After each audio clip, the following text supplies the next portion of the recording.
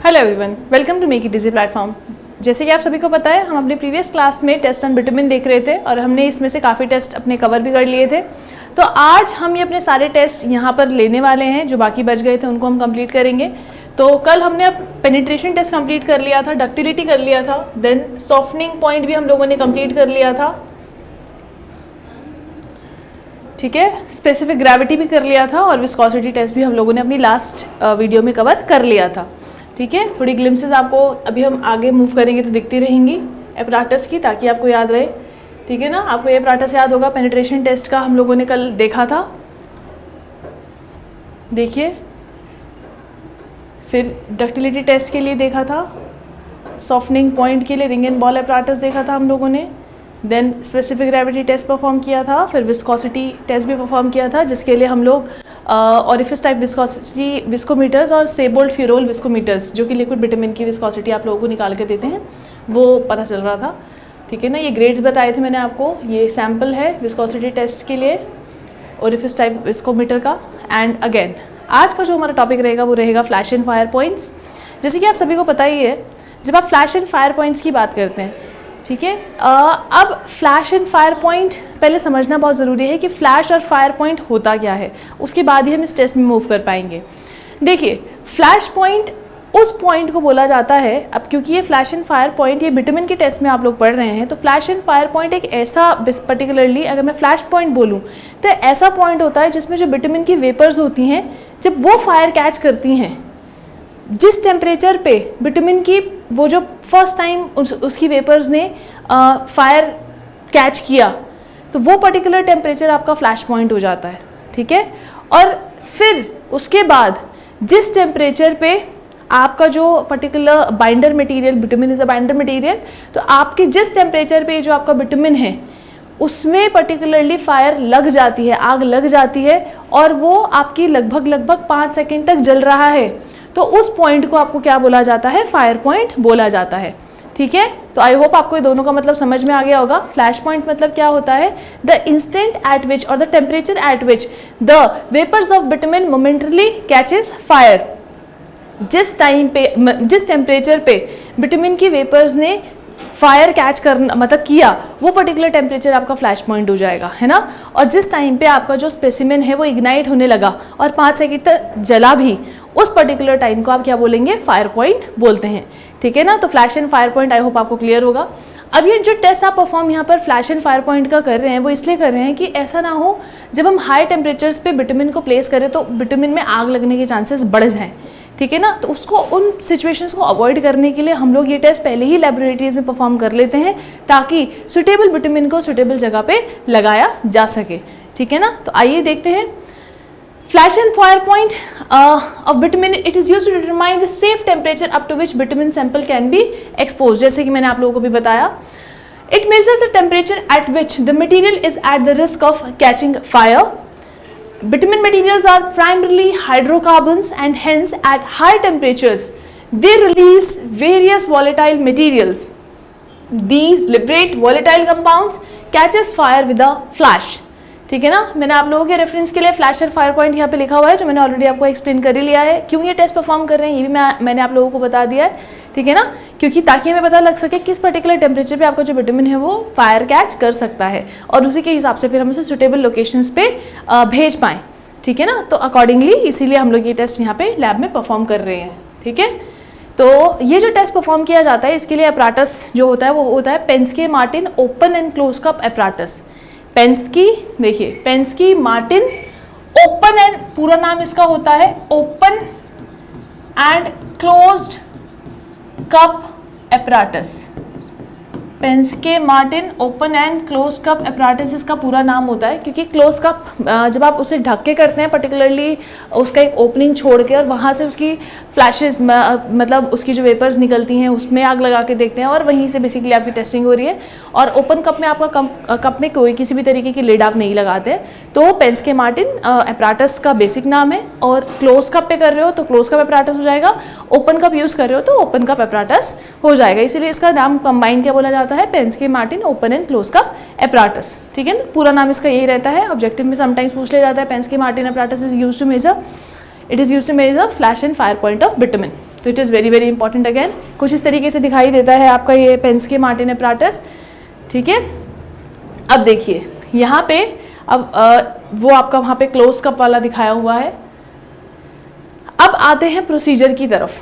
अब सबसे पहले यहाँ पे मैंने आप लोगों को बताया ये बेसिकली इसी तरीके से कप रहता है, इसके अंदर कप होगा, अब ये लिड लगाया हुआ है ना, मतलब इसी तरीके से दिखाई देता है, फॉर रेफरेंस पर्पस लगा रखा है ताकि आपको समझाया जा सके।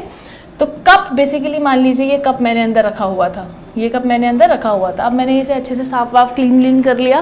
क्लीन करने के बाद क्या कर रहे हैं, ये मेरा कप था, ये मैंने अब इसको क्लीन कर लिया। क्लीन करने के बाद मैंने इसको क्या कर दिया, ड्राई वाई सब कर दिया, ठीक है ना। और कुछ भी इसमें पहले करा होगा तो मैं बेसिकली इसको साफ़ कर दिया अच्छे तरीके से। अब मैंने क्या किया, एक बीकर में विटामिन सैंपल जो था आपका उसको गर्म किया, बीकर में गर्म किया। गर्म करने के बाद मैंने क्या किया, उसमें पर्टिकुलरली जब तक वो लिक्विड फॉर्म में नहीं आ गया तब तक मैंने उसको गर्म किया, ठीक है ना। बेसिकली मेरे को ऐसे टेम्परेचर तक उसको गर्म करना है जब आपका विटामिन आपका पूरा क्या हो गया, पूरी तरीके से लिक्विड फॉर्म में आ गया। अब आपका जब विटामिन लिक्विड फॉर्म में आ जाएगा, अब आप क्या करेंगे, आप उस मेल्टेड विटामिन को आप इस कप में डाल देंगे। आप क्या करोगे, उस मेल्टेड विटामिन को इस कप में डाल देंगे और इसमें एक मार्क बना हुआ रहेगा, आपको वहीं तक डालना है। वो आप जब ओरिजिनल कप देखेंगे वहाँ से आपको दिखाई दे जाएगा, उस पर्टिकुलर मार्क तक आपको इसको भरना रहता है। फिर इसके बाद आप इसमें थर्मामीटर डालेंगे। अब बच्चे पूछते हैं कि मैम इसमें जो आंसर आता है वो कैसे आता है। Answer is in the form of temperatures बेटा, फ्लैश एंड फायर पॉइंट, क्योंकि ऑब्जेक्टिव में पूछता है वो कि इसमें जो रिजल्ट आएगा वो क्या आएगा, result will be in the form of temperatures, ठीक है ना। तो आपने मेल्टेड विटामिन को इस कप के अंदर डाल दिया, उसके बाद इसमें थर्मोमीटर लगाया। थर्मोमीटर हम टेम्परेचर मेजर करने के लिए ही लगा रहे हैं, ठीक है ना। अब फिर आप क्या करेंगे, पर्टिकुलरली अब आपने थर्मोमीटर लगा दिया, आपको टेम्परेचर का पता चलता रहेगा। आप बेसिकली जितनी भी हीट इंक्रीज करते जा रहे हैं, है ना, तो आपको वो नोट डाउन करते रहना है कितनी हीट होती जा रही है। और मतलब आपका रेट ऐसा भी नहीं होना चाहिए सडनली आप लोगों ने बढ़ा दिया। टेम्परेचर जो आप इंक्रीज करेंगे वो किस रेट से करेंगे, it will be equal to 5 to 6 degree Celsius per minute, ठीक है ना।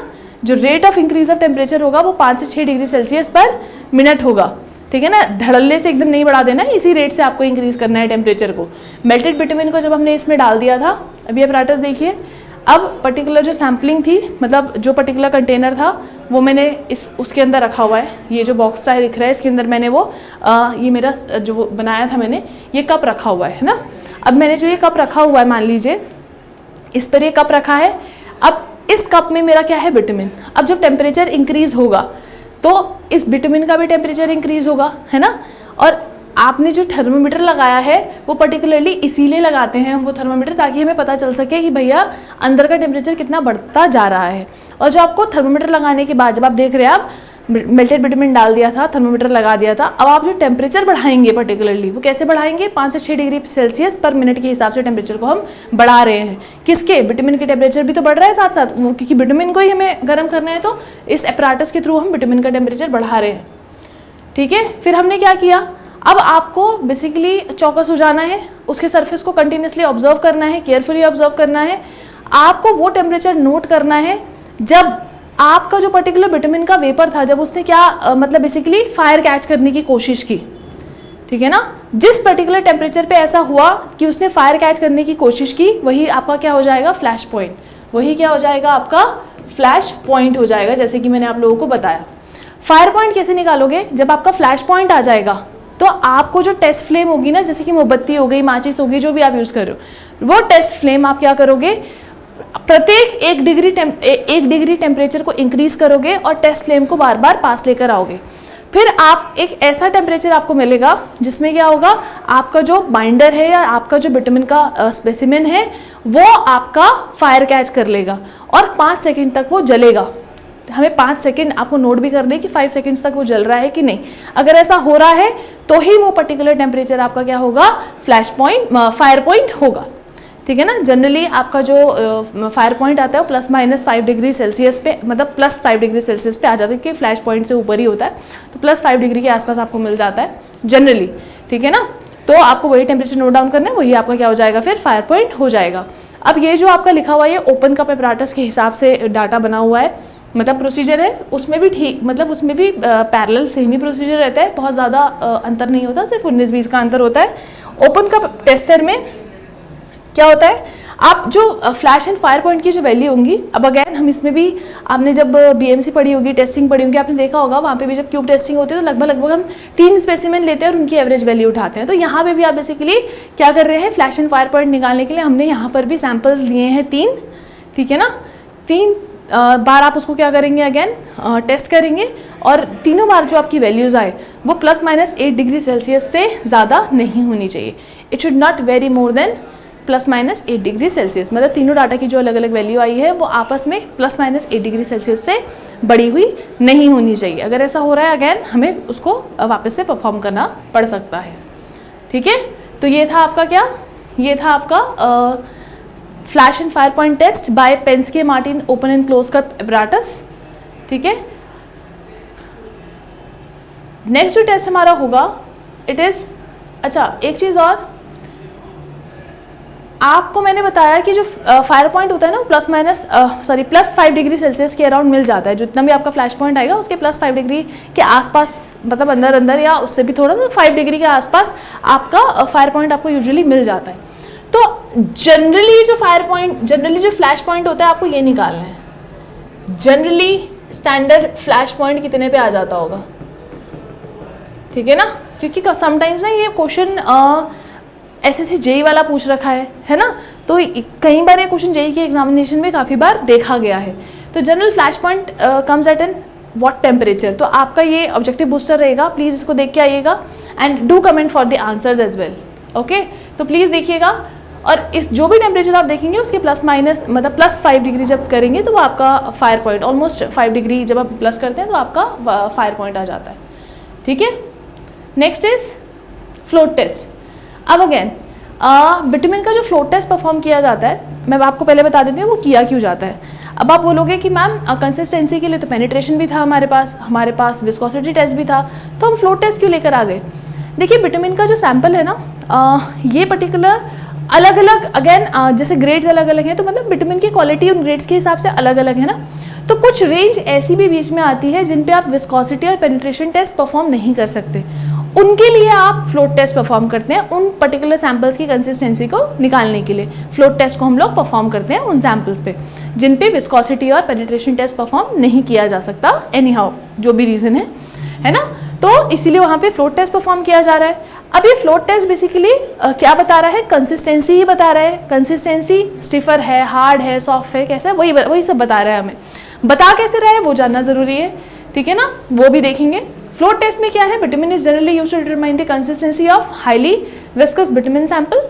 Float test of bitumen gives an idea about how the bitumen sample behave in temperature changes and resistance to flow, ठीक है ना।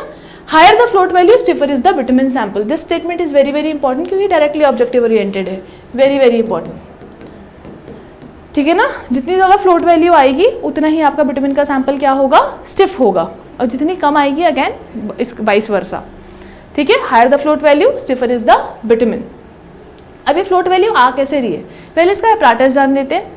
ये float test apparatus है, इसमें basically आप जो एपैरेटस देखते हैं, एक तो होता है फ्लोट, दूसरा होता है कॉलर और तीसरा होता है वाटर बाथ। तीसरा क्या होता है आपका, वाटर बाथ। तो ये एपैरेटस आप इस पर्टिकुलर टेस्ट के लिए देखते हैं। हम क्या करते हैं, अगेन आप एक बीकर लेंगे और बिटुमिन के सैंपल को उसमें गर्म करेंगे, मतलब मिनिमम टेम्परेचर एट विच जो आपका बिटुमिन आपका फ्लूइड की फॉर्म में आ रहा है, और उसको स्टिर कर देंगे। स्टिर करेंगे क्यों, क्योंकि जितने भी एयर बबल्स वगैरह हैं वो मुझे इस टेस्ट में नहीं चाहिए, तो मैं उसको अच्छे से स्टिर कर दूंगी ताकि जितने भी मेरे एयर बबल्स हैं वो सारे के सारे वहाँ से निकल जाएँ, है ना। अब आपने जो सैंपल बना लिया है, अब ये देख रहे हो आप, ये पर्टिकुलर फ्लोट है और ये है कॉलर। कॉलर को मैंने यहाँ पे दिखाया हुआ है। जो भी सैंपल आपने बनाया था, एक ना ब्रास प्लेट होती है, क्या होती है, ब्रास प्लेट। अब हमारे पास कुछ केमिकल्स होते हैं, उनकी मदद से हम लोग बेसिकली क्या करते हैं, कोटिंग करते हैं। केमिकल्स भी नहीं कह सकते, आपने उनमें से कुछ चीज़ें आपने देखी भी होंगी, मार्केट में अवेलेबल रहती हैं, ठीक है ना। तो आप पर्टिकुलर उस ब्रास प्लेट को कोटिंग कर देंगे उन केमिकल से। कोटिंग करने के बाद, वो हम कोटिंग इसलिए करते हैं ताकि बिटुमिन उसमें चिपके ना जाके, है ना।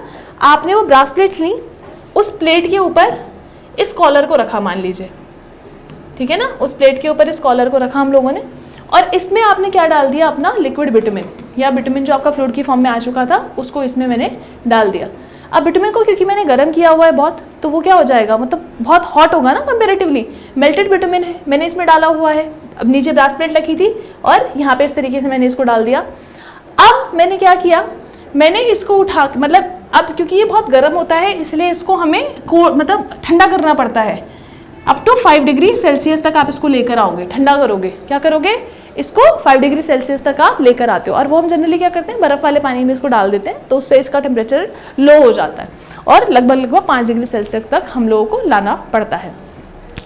फिर इसके बाद जब इसको बाहर निकाला जाता है, किसको, इस पर्टिकुलर कॉलर को, उस पर्टिकुलर आपने जो बर्फ़ वाले पानी में डाला था ताकि उसका टेम्परेचर लगभग 5 डिग्री सेल्सियस तक आ जाए, वहाँ से आप इसको बाहर निकाल लेते हो। और ये देखो, ये पर्टिकुलर जो फ्लोट है ना, इसमें ये छेद है, देखो ये होल दिख रहा होगा आपको, ये नट एंड बोल्ट वाला सीन है। इसका जो मतलब कम डाया वाला जो पोर्शन होता है ना, यहाँ पे देखो, यहाँ पे दिखाई भी दे रहा होगा आपको, है ना, इसमें भी आपके ना थ्रेड्स बने हुए रहते हैं इस तरीके से, है ना। और आप ये क्या करोगे, ये पर्टिकुलर ऊपर प्लेट है और नीचे से इसको क्या कर दोगे, उसमें लगा दोगे, नीचे से उसमें क्या लगा दोगे, इस पर्टिकुलर उसमें लगा दोगे। अब क्या होता है, अब पर्टिकुलरली हम क्या करते हैं इस टेस्ट में, फिर क्या होगा, जब हमने इसको इसके साथ अटैच कर दिया, अब हम इसको अगेन वाटर बाथ में रखें, मतलब वाटर बाथ में रखेंगे इसको। अब इसको वाटर बाथ में रखेंगे, अब अगेन उसका जो टेम्परेचर रहेगा लगभग आपका 50 डिग्री सेल्सियस के आसपास रहता है। अब उस वाटर बाथ में जब आप इसको प्लेस करते हैं तो क्या हो जाता है कि आपका जो पर्टिकुलर ये फ्लोट था, ये कुछ अब इस तरीके से ऐसे अटैच हो गया है इस कॉलर के साथ, ठीक है, कॉलर के साथ अटैच हो गया है। इसमें है पूरा का पूरा विटामिन, क्या है इसमें, पूरा का पूरा आपका विटामिन भरा हुआ है ना। और आपने अब ये रख दिया है वाटर बाथ में, किस में रख दिया है, ये वाटर बाथ में इसको प्लेस कर दिया है। अब जब आप इसको ये वाटर बाथ में प्लेस कर रहे हैं, आपको क्या देखना है कि आपने जैसे इसको वाटर बाथ में रखा था वो टाइम आप नोट कर लीजिएगा, स्टॉप वॉच लगा दीजिए।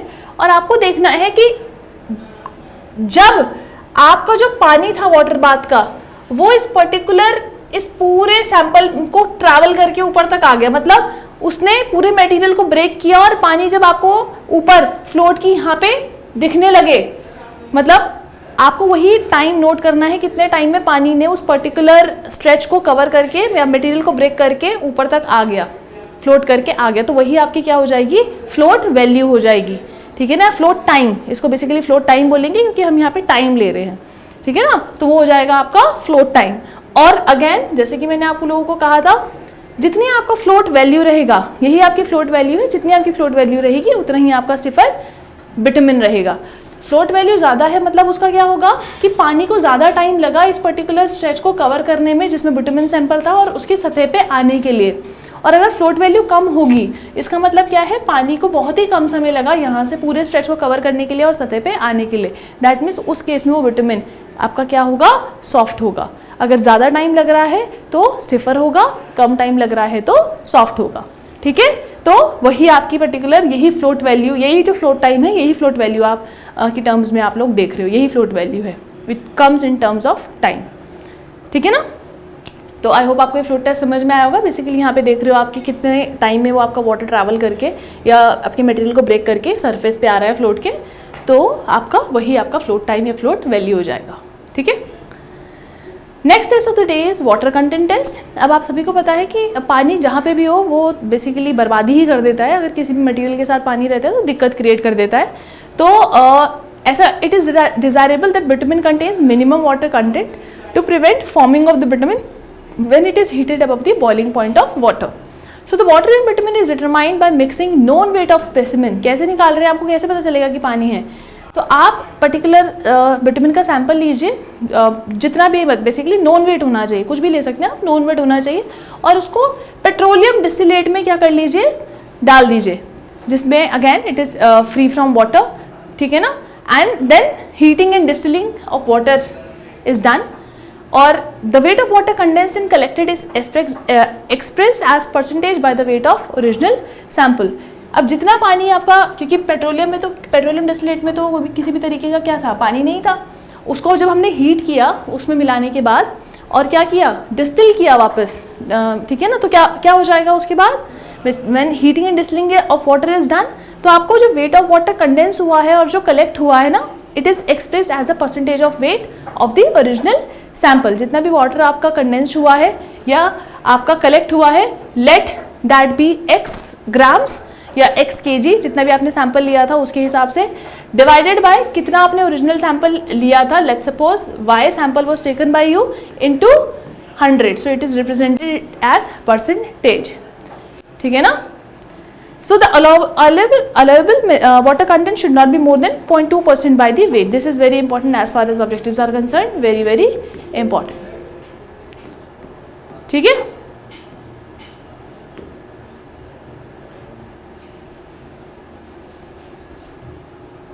ठीक है? नेक्स्ट है जो टेस्ट है हमारे पास वो है लॉस ऑन हीटिंग टेस्ट, मतलब हीट करने पे विटामिन सैंपल का कितना लॉस हो जाता है, तो वो लॉस ऑन हीटिंग टेस्ट में देखेंगे। इसमें बोलता है कि जब विटामिन को आप हीट करते हो तो अपनी वॉलेटिलिटी, क्योंकि वॉलेटिलिटी मतलब क्या होता है, जितने भी वॉलेटाइल कंपाउंड्स होते हैं, क्योंकि विटामिन हाइड्रोकार्बन है, आप सभी को पता है, तो वॉलेटाइल कंपाउंड्स होंगे वो उड़ जाएंगे। तो जब आप विटामिन को हीट करोगे तो इट लूजेस इट्स वॉलेटिलिटी, और क्या वॉलेटिलिटी मतलब उसने लूज कर दी तो क्या हो जाएगा, फिर वो हार्डन हो जाएगा, देन इट गेट्स हार्डन, तो वो क्या हो जाएगा उसके बाद हार्डन हो जाएगा।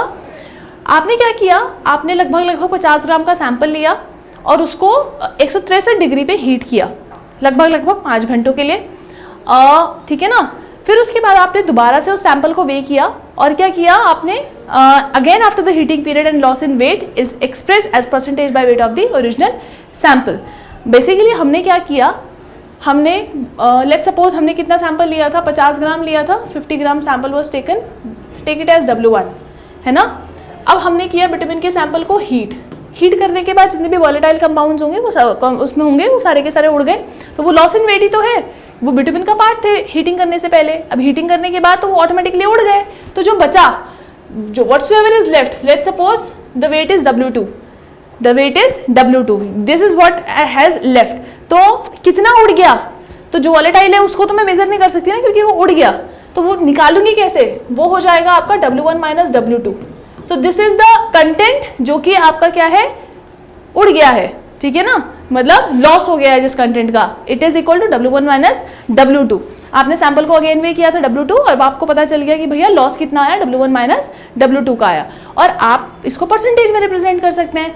परसेंटेज का फॉर्मूला क्या होता है, change upon original into 100, change इतना है, ओरिजिनल कितना वेट था, divided by W1 into 100, so this will be the percentage for the loss in weight on heating, ठीक है ना। तो अगेन ये जो वैल्यूज होती हैं ये it should not be more than 1%, जो कि आप पेमेंट भी यूज करेंगे विटामिन उसके लिए, एंड जिस विटामिन की पेनिट्रेशन वैल्यूज आपकी 150 से 200 के बीच में होती हैं उसके लिए ये लॉस 2% तक अलाउड है, ठीक है ना। एंड यूजुअल केसेस में जो पेवमेंट में मिक्सर, मतलब पेवमेंट में जो आप लगाते हैं as a binder material as a bitumen को, तो उस केस में 1% से ज़्यादा नहीं होना चाहिए लॉस, अदरवाइज क्या हो जाएगी, आपको दिक्कत हो जाएगी। ये देखिए इसका एपराटस लगा हुआ है हीट करने के लिए, है ना। तो ये था आपका particular last test of the day. यहाँ पे हमारे विटामिन के जो हमने 9 टेस्ट लेके चले थे कल, आज उसको कंप्लीट कर लिया है। ये सारे के सारे टेस्ट आप लोगों के लिए बहुत इंपॉर्टेंट है। अगर आपको इनकी PDFs चाहिए, do comment, and I hope आपको ये सेशन अच्छा लगा हो और समझ में भी आया हो। Thanks for coming to our online platform. Thank you.